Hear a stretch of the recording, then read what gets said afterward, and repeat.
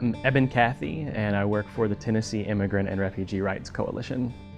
I think what motivates me is, Tennessee is my home, and Nashville's been my home for many years. This is where my family is from.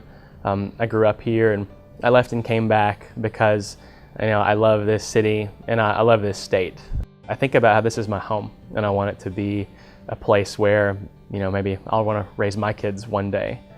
I think the Universal Declaration of Human Rights is an example that no matter where you are in the world, your community or your city or your state or your country can strive to meet those ideals.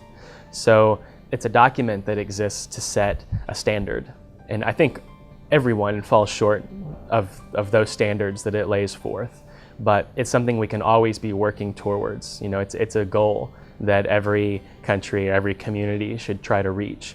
The work that we do at Turk in the state legislature or at our local government or lobbying at the federal level are just some ways that little old us here in Nashville I think are making a difference in big ways. And it's not just us. I think there are a lot of organizations and people in Nashville and Tennessee who are doing amazing work. So I kind of credit my family and I credit the support system that I've had around me since I've lived here with helping me continue on this journey of being an advocate, of thinking about how we can build a stronger community.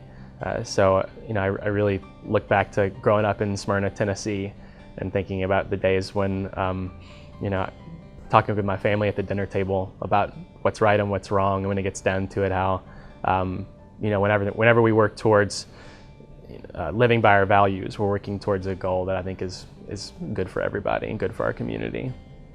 The field of migration or the field of diversity is kind of a field that I see myself in for a long time.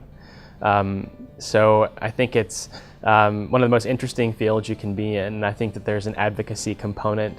There's a component of building communities.